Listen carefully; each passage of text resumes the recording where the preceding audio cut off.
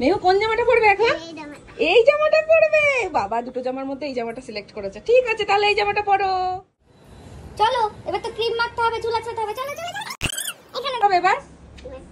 হ্যাঁ এ না না না, এই যে ক্রিম মাখা হয়নি, চুল আঁচড়ানো হয়নি। এনে সারা বাড়িতে এই তার একটা লুকোনোর জায়গা। হ্যাঁ এখানে এসে চুপটি করে লুকিয়ে থাকবে, মনে করে যে মা কিচ্ছু বুঝতে পারে না। মার কটা চোখ থাকে জানিস? মায়েদের কটা চোখ থাকে জানিস? এদিকে আয়।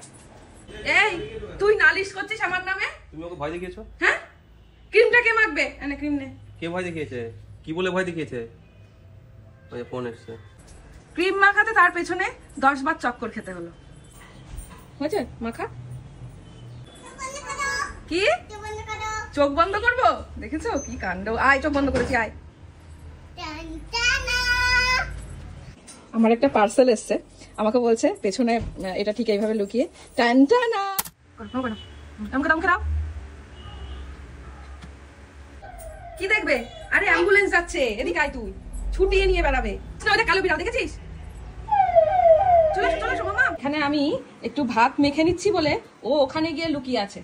চিন্তা করো, যখন ভাতটা দেবো তখন নমো করে এমন করবে, আমি ভাবি যে মনে হয় ঠিক ঠিক নিজে নিজে খাবে। অত টুক করতে হবে না, এদিকে আয় তুই।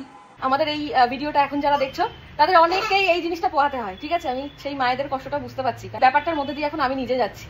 তো এই ব্যাপারটা যে কি, যে বাচ্চাদের সকালবেলায় ঘুম থেকে উঠে আগে মনে হয় যে কিভাবে ওদের খাওয়াবো আর কিভাবে সবকিছু করবো। বাপরে বাপ, দেখেছো একজনের অবস্থা দেখো, করে যাচ্ছে। কই দেখি তোর মুখ, দেখি কই দেখি। দেখেছো কেমন দুষ্টু? আরে বেরো। বাবা কিন্তু বলেছে ঠাকুর দেখতে নিয়ে যাবে। এই যে দাদাই কিন্তু ঠাকুর বানাচ্ছে, এদিকে আয়, দেখবি তো আয়।